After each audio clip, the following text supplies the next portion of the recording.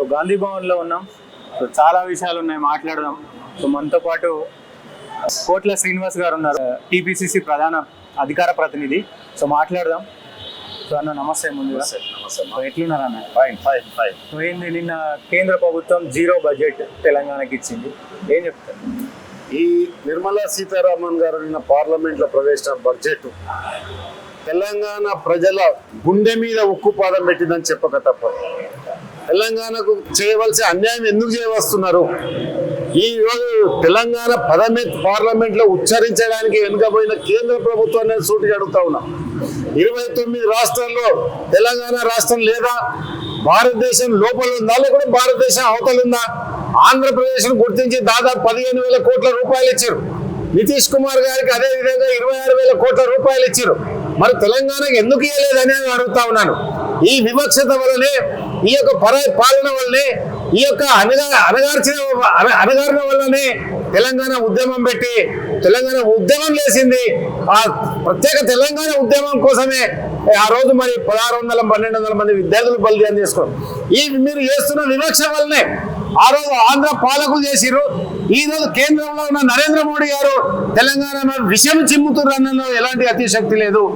ఈ రోజు తెలంగాణకు రావాల్సిన ఏ నీళ్లు కానీ, నిధులు కానీ, అదేవిధంగా ఉద్యోగాలు కానీ, అదేవిధంగా విభజన చట్టంలోని హామీలు కానీ, బయ్యారం స్టీల్ ఫ్యాక్టరీ కానీ, కాజుపేట కోచ్ ఫ్యాక్టరీ కానీ, ఐటీఆర్ క్యాడిఆర్ కానీ, అదేవిధంగా విభజన చట్టంలోని హామీలు గిరిజన యూనివర్సిటీని కూడా ఇవ్వలేని ప్రభుత్వం కేంద్ర ప్రభుత్వం చెప్పక తప్పదు. పార్లమెంట్ లో కనీసము ఈ విభజన చట్టంలోని హామీలను నెరవేరుస్తున్నామని శ్రీమతి నిర్మలా సీతారామన్ గారు చెప్పకపోవడం తెలంగాణ ప్రజల ఆత్మ గౌరవాన్ని ఈ రోజు ఆమె గంగలో కలిపిందని చెప్పక తప్పదు. ఇప్పటికైనా ప్రధానమంత్రి గారు జోక్యం చేసుకొని, అదేవిధంగా ఈ రాష్ట్రంలో 2 కేంద్ర మంత్రులు ఉన్నారు, ఇప్పటికైనా కేంద్ర మంత్రులకు కనీసం సోయి తెచ్చుకొని మీరు ఏదైతే కేంద్ర ప్రభుత్వం ఇస్తున్నా మీ యొక్క ప్రోటోకాల్ను మాత్రం ఎంజాయ్ చేస్తారు మాత్రం, కానీ తెలంగాణకు రావాల్సిన ఏవైతే హక్కుల గురించి కానీ, ఉద్యోగాల గురించి కానీ అడగలేని దద్దమ్మ కేంద్ర మంత్రులను సోయి తెచ్చుకోమని చెప్తా ఉన్నాను. ఈ రాష్ట్రం నుంచి 8 మంది ఎంపీలే ఎన్నికయ్యారు. మరి ఏం చేస్తారు పార్లమెంట్లో? ఏం అడిగారు పార్లమెంట్లో? ఇలా నరేంద్ర మోడీ గారి దగ్గరకు పోయి ఏమన్నా అడిగిరా తెలంగాణకి ఇంత అన్యాయం జరిగిందని? లేదా ఆర్థిక మంత్రి నిర్మలా సీతారామన్ దగ్గరకు పోయి మాకు తెలంగాణ రావాల్సిన విభజన చట్టంలోనే హామీలు ఏమంటున్నాం, మీరు ఎక్స్ట్రా తెచ్చేది అవసరం లేదు, అవి తెస్తేనే దాదాపు 1,000 మంది నిరుద్యోగులు ఉద్యోగులు అయితే బీఆర్ఎస్ ప్రభుత్వం ఏం చెప్తుందంటే, ఇప్పటికీ గత 5 సార్లు 6 సార్లునో హోంశాఖ మంత్రిని కలిసిరు. సో చాలా మందిని కలిసిండు, ఇట్లా పెద్దలని, మోడీని కూడా కలిసిండు. సో కలిసిన పెద్దన్న అని కూడా సంబోధించిండు. అయినా కానీ ₹1 కూడా తేలేని దుస్థిత పరిస్థితుల్లో తెలంగాణ సీఎం ఉన్నాడు అని చెప్పేసి బీఆర్ఎస్ పార్టీ తప్పు.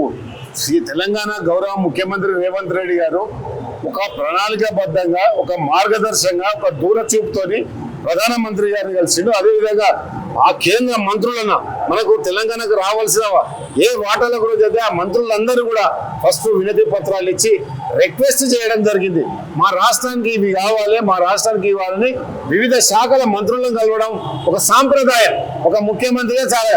ఒకవేళ వాళ్ళు అదే మొండి వైఖరిస్తే మా ప్రభుత్వం తరఫున నుంచి కానీ తెలంగాణ ప్రజల తరఫున కేంద్ర ప్రభుత్వం మీద యుద్ధం ప్రకటించడమే. ఖచ్చితంగా నరేంద్ర మోడీ గారిని, కేంద్ర ప్రభుత్వాన్ని నడుము ఉంచుతాము. ఎందుకంటే గత పాలకులు ఏదైతే ఈ వివక్షకు గురి చేసిరో, మరి తెలంగాణ ఉద్యమం 60 సంవత్సరాలు సాగింది, కనుకనే పరాయి పీడన పోయింది.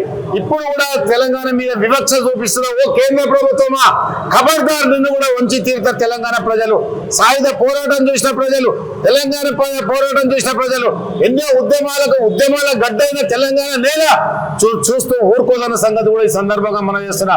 ఇప్పటికైనా కేంద్ర ప్రభుత్వం దిగవచ్చి మా రాష్ట్ర ముఖ్యమంత్రి గారికి సహకరించాలి.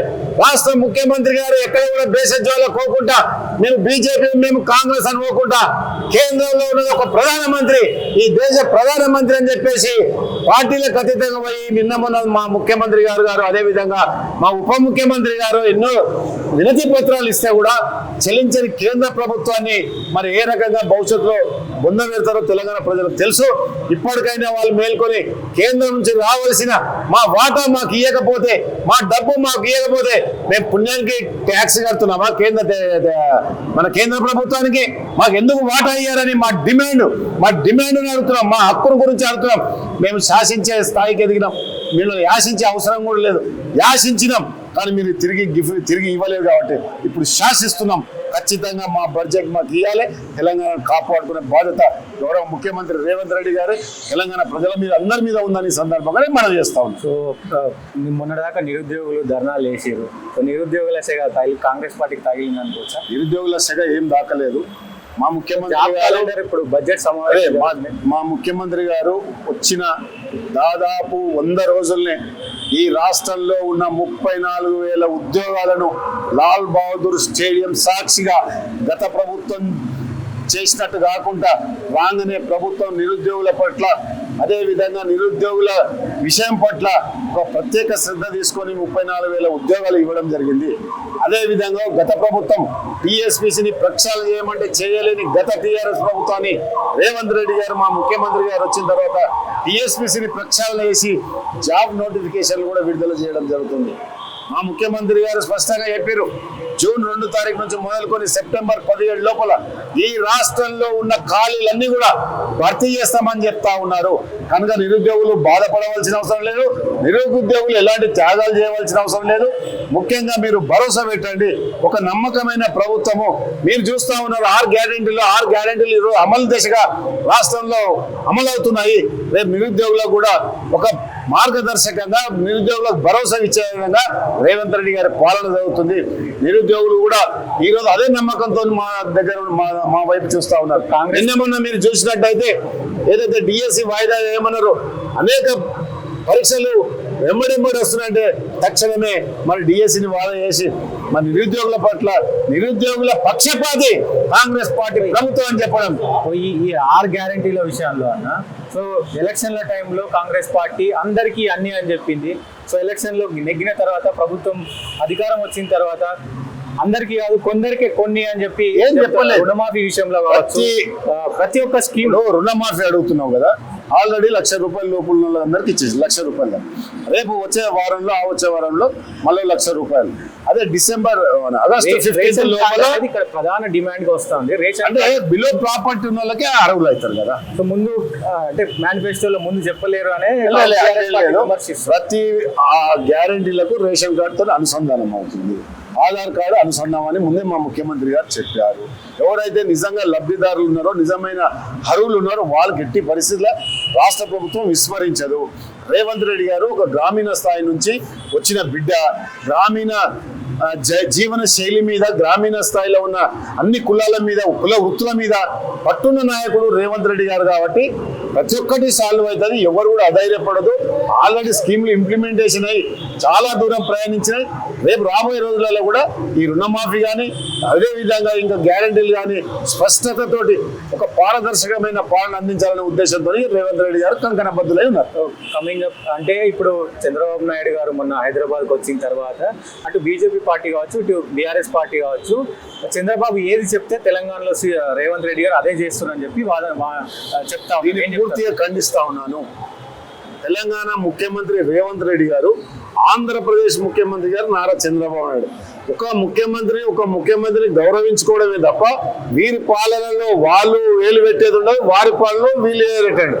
ఇలా తెలంగాణ రాష్ట్రం సుభిక్షంగా ఉండాలని, తెలంగాణ అభివృద్ధి కాంక్షగా, తెలంగాణలో ఒక ప్రత్యేకమైన పరిపాలన ఉండాలని, గత గడిల పాలన ఉండదని ఇలా నిద్ర లేని రాత్రులు గడుపుతున్న ముఖ్యమంత్రి, మంత్రివర్గులు ఎవరంటే తెలంగాణ ముఖ్యమంత్రి, మంత్రిమండలి.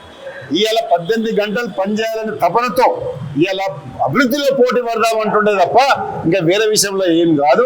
కనుక రేవంత్ రెడ్డి గారిని శంకించవలసిన అవసరం లేదు. రేవంత్ రెడ్డి గారు పరిపాలన మీద పూర్తిగా పట్టు ఉంది. అదేవిధంగా రేవంత్ రెడ్డి గారి పరిపాలన ఇవాళ రాష్ట్రం అంతా నవ్వుతున్న భవిష్యత్తును చెప్పడానికి నేను చాలా సంతోషిస్తాను. కాళేశ్వరం గురించి కానీ, ఫోన్ ట్యాపింగ్ గురించి కానీ చర్చించే అవకాశం ఉందా అసెంబ్లీలో? తప్పకుండా ఉంటుంది. ఫోన్ ట్యాపింగ్ అనేది చాలా ప్రమాదకరమైన వ్యవస్థ. ఇలా మీరు చూస్తూ రాధాకిషన్ రావు గారికి రెడ్ కార్నర్ నోటీస్ ఇచ్చి తెప్పిస్తారు పోలీసు. ఎందుకంటే రహస్య జీవితాన్ని కూడా బట్టబయలు చేసి రేవంత్ రెడ్డి గారి కుటుంబాన్ని అవాసపాలు చేసిన ఈ ఫోన్ ట్యాపింగ్ వ్యవహారం మాత్రం ఖచ్చితంగా ఎవరైతే దాంట్లో పాల్గొన్నారో, ఏ అధికారులు అయితే ఎంత స్థాయి అధికారులు పాల్గొన్నా వాళ్ళు ఖచ్చితంగా చెర్లపల్లి జైలుకు కూడా తప్పదు. సో కేసీఆర్ అసెంబ్లీకి వస్తారని అనుకుంటారా?